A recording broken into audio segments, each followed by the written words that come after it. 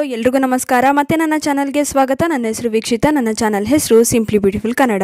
ಸಾಮಾನ್ಯವಾಗಿ ನಮ್ಮೆಲ್ಲರಿಗೂ ಕಾಡುವ ಮುಖ್ಯ ಸಮಸ್ಯೆಗಳೆಂದರೆ ಕೂದಲು ಉದುರುವುದು, ದೇಹದ ತೂಕ ಹೆಚ್ಚಾಗುವುದು, ರಕ್ತದ ಒತ್ತಡದ ಸಮಸ್ಯೆ, ಮುಖದಲ್ಲಿ ಮೊಡವೆಗಳು ಮೂಡುವುದು, ರಕ್ತಹೀನತೆ, ಮೂಳೆಗಳ ಸವೆತ, ಕ್ಯಾಲ್ಸಿಯಂ ಕೊರತೆ. ಈ ಎಲ್ಲ ತೊಂದರೆಗಳಲ್ಲಿ ಕನಿಷ್ಠ ಒಂದು ತೊಂದರೆಯಾದರೂ ನಮ್ಮಲ್ಲಿ ಹಲವರಿಗಿದೆ. ಇದಕ್ಕೆ ಎಷ್ಟೇ ಖರ್ಚು ಮಾಡಿದರೂ ಔಷಧಿಗಳನ್ನು ತೆಗೆದುಕೊಂಡರೂ ಫಲಿತಾಂಶ ದೊರೆಯುತ್ತಿಲ್ಲ. ಹಾಗಾದರೆ ನಾವು ಆರೋಗ್ಯವಂತರಾಗಿರಲು ಏನು ಮಾಡಬೇಕು ಗೊತ್ತಾ? ಅತ್ಯುತ್ತಮ ದೇಹಕ್ಕೆ ಎಲ್ಲ ರೀತಿಯ ಪೋಷಕಾಂಶಗಳನ್ನು ಒದಗಿಸುವ ಆಹಾರದ ಸೇವನೆಯನ್ನು ಮಾಡಬೇಕು. ಇನ್ನು ಅತ್ಯುತ್ತಮ ಪೋಷಕಾಂಶಗಳುಳ್ಳ ಆಹಾರ ಯಾವುದು ಎಂಬ ಪ್ರಶ್ನೆ ನಮ್ಮನ್ನು ಕಾಡುತ್ತದೆ. ಎಲ್ಲ ರೀತಿಯ ಪೋಷಕಾಂಶಗಳಿರುವ ಆಹಾರವನ್ನು ಸೂಪರ್ ಫುಡ್ ಎಂದು ಕರೆಯಲಾಗುತ್ತದೆ. ಅಂತಹ ಆಹಾರಗಳ ಸೇವನೆಯನ್ನು ಹೆಚ್ಚಾಗಿ ಮಾಡಬೇಕು. ಇನ್ನು ಇಂತಹ ಸೂಪರ್ ಫುಡ್ ಪಟ್ಟಿಗೆ ಸೇರುವ ಒಂದು ಅತ್ಯುತ್ತಮ ಆಹಾರವೆಂದರೆ ಅದೇ ನುಗ್ಗೆ ಸೊಪ್ಪು. ನುಗ್ಗೆ ಸೊಪ್ಪಿನಲ್ಲಿ ಹೇರಳವಾದ ಕ್ಯಾಲ್ಸಿಯಂ ಅಂಶವಿದೆ. ಕ್ಯಾಲ್ಸಿಯಂ ಹೇರಳವಾಗಿದ್ದರೆ ಇದರಿಂದ ಮೂಳೆಗಳು ಆರೋಗ್ಯವಾಗಿರುತ್ತದೆ. ಹಾಗೂ ಅಷ್ಟೇ ಅಲ್ಲ, ಇದರಲ್ಲಿ ಕಬ್ಬಿಣದ ಅಂಶ ಕೂಡ ಹೇರಳವಾಗಿದೆ. ಇದೇ ಕಾರಣಕ್ಕೆ ಇದನ್ನು ಸೂಪರ್ ಫುಡ್ ಎಂದು ಕರೆಯಲಾಗುತ್ತದೆ. ನುಗ್ಗೆಕಾಯಿಯ ಸೇವನೆಯನ್ನು ಹಲವರು ಮಾಡುತ್ತೇವೆ, ಆದರೆ ನುಗ್ಗೆ ಸೊಪ್ಪಿನ ಬಳಕೆಯನ್ನು ಮಾಡುವುದು ಬಹಳ ವಿರಳ. ಬನ್ನಿ ಹಾಗಾದ್ರೆ ಇವತ್ತಿನ ವಿಡಿಯೋನಲ್ಲಿ ನುಗ್ಗೆ ಸೊಪ್ಪಿನ ಬಳಕೆಯಿಂದ ದೊರೆಯುವ ಅತ್ಯುತ್ತಮ ಲಾಭಗಳು, ಅಂದರೆ ನುಗ್ಗೆ ಸೊಪ್ಪು ಸೇವಿಸುವುದರಿಂದ ಯಾವೆಲ್ಲ ಪ್ರಮುಖ ಆರೋಗ್ಯ ಸಮಸ್ಯೆಗಳನ್ನು ಸರಿಪಡಿಸಿಕೊಳ್ಳಬಹುದು ಹಾಗೂ ಸೇವಿಸುವ ಸರಿಯಾದ ವಿಧಾನ ಯಾವುದು ಎಂದು ತಿಳಿದುಕೊಳ್ಳೋಣ. ನುಗ್ಗೆ ಸೊಪ್ಪಿನಲ್ಲಿ ಇರುವಷ್ಟು ಪೋಷಕಾಂಶಗಳು ಬೇರೆ ಇನ್ನೊಂದು ಪದಾರ್ಥದಲ್ಲಿ ಸಿಗದು. ಇದರಲ್ಲಿ ಇರುವಷ್ಟು ಕ್ಯಾಲ್ಸಿಯಂ ಹಾಲಿನಲ್ಲೂ ಸಿಗುವುದಿಲ್ಲ. ಹಾಗೂ ಪಾಲಕ್ಕಿಂತ ಹೆಚ್ಚಿನ ಪ್ರಮಾಣದಲ್ಲಿ ಕಬ್ಬಿಣಾಂಶವನ್ನು ನುಗ್ಗೆ ಸೊಪ್ಪು ಹೊಂದಿದೆ. ಇನ್ನು ನುಗ್ಗೆ ಸೊಪ್ಪಿನಲ್ಲಿ vitamin A, vitamin C, vitamin B, vitamin E, potassium, magnesium, phosphorus ಮೊದಲಾದ ಪೋಷಕಾಂಶಗಳಿವೆ. ಇದು ಮಧುಮೇಹಿಗಳಿಗೆ ಉತ್ತಮ. ಇದರಲ್ಲಿ ಸಕ್ಕರೆ ಇಲ್ಲವೇ ಇಲ್ಲವಾದುದರಿಂದ ನುಗ್ಗೆ ಎಲೆಗಳು ಮಧುಮೇಹಿಗಳು ಸೇವಿಸಲು ಯೋಗ್ಯವಾಗಿದೆ.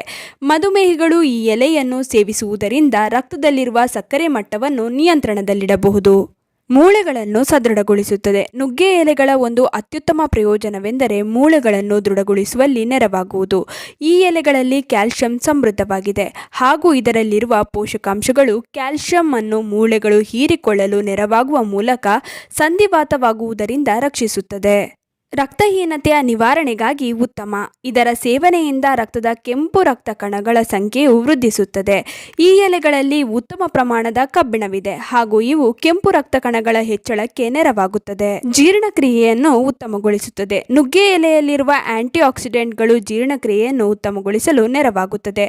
ಜೀರ್ಣಕ್ರಿಯೆ ಸರಾಗವಾಗಿ ನಡೆದರೆ ಹಲವಾರು ರೋಗಗಳಿಂದ ಮುಕ್ತಿಯನ್ನು ಹೊಂದಬಹುದು. ಚರ್ಮದ ಸೋಂಕುಗಳ ವಿರುದ್ಧ ಹೋರಾಡುತ್ತದೆ. ನುಗ್ಗೆ ಎಲೆಯಲ್ಲಿರುವ ಬ್ಯಾಕ್ಟೀರಿಯಾ ವಿರೋಧಿ ಗುಣಗಳು ಗಂಟಲು, ಎದೆ, ಚರ್ಮದ ಸೋಂಕನ್ನು ತಡೆಯಲು ಹಾಗೂ ಸೋಂಕು ತಗುಲಿದ್ದರೆ ಇದನ್ನು ವಾಸಿಯಾಗಿಸಲು ನೆರವಾಗುತ್ತದೆ.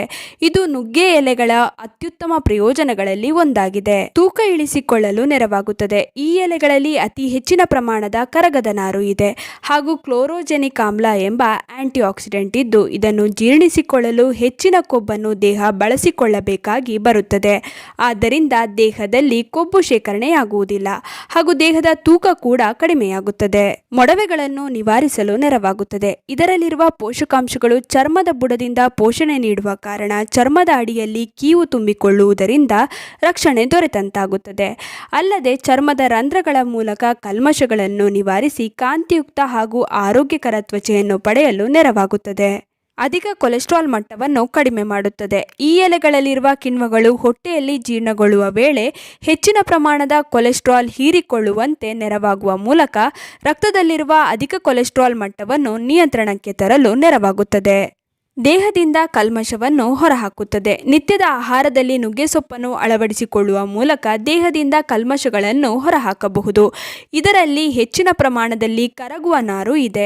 ಇದು ಶೀಘ್ರವಾಗಿ ಕಲ್ಮಶವನ್ನು ಹೊರಹಾಕಲು ಸಹಾಯ ಮಾಡುತ್ತದೆ. ಇನ್ನು ಉಳಿದಂತೆ ಹೈಟ್ ಹೆಚ್ಚಿಸುತ್ತದೆ, ಕೂದಲು ಉದುರುವುದನ್ನು ತಡೆಯುತ್ತದೆ, ನಿದ್ರಾಹೀನತೆಯನ್ನು ದೂರ ಮಾಡುತ್ತದೆ. ಹೀಗೆ ಹೇಳುತ್ತಾ ಹೋದರೆ ಇದರ ಲಾಭಗಳ ಬಗ್ಗೆ ತಿಳಿಸಲು ಈ ಒಂದು ವಿಡಿಯೋ ಸಾಲದು. ಹಾಗಿದ್ರೆ ಇಷ್ಟೆಲ್ಲ ಲಾಭದಾಯಕ ನುಗ್ಗೆ ಸೊಪ್ಪನ್ನು ಹೇಗೆ ಸೇವಿಸಬೇಕು? ಇದರ ಸೇವನೆಯನ್ನು ಉತ್ತಮ ಆರೋಗ್ಯ ಲಾಭಕ್ಕೆ ಖಾಲಿ ಹೊಟ್ಟೆಯಲ್ಲಿ ಸೇವಿಸಬೇಕು. ಬೆಳಗ್ಗೆ ಖಾಲಿ ಹೊಟ್ಟೆಯಲ್ಲಿ 4 ರಿಂದ 5 ನುಗ್ಗೆ ಸೊಪ್ಪಿನ ಎಲೆಯನ್ನು ಜಗಿದು ತಿಂದು ನಂತರ ಉಗುರು ಬೆಚ್ಚಗಿನ ನೀರು ಕುಡಿಯುವುದರಿಂದ ಉತ್ತಮ ಆರೋಗ್ಯ ಲಾಭ ನಿಮ್ಮದಾಗುತ್ತದೆ. ಅಥವಾ ವಾರದಲ್ಲಿ 2 ಬಾರಿಯಾದರೂ ನುಗ್ಗೆ ಸೊಪ್ಪಿನ ಪಲ್ಯ, ಸಾಂಬಾರು ತಯಾರಿಸಿ ಕೂಡ ಸೇವಿಸಬಹುದು.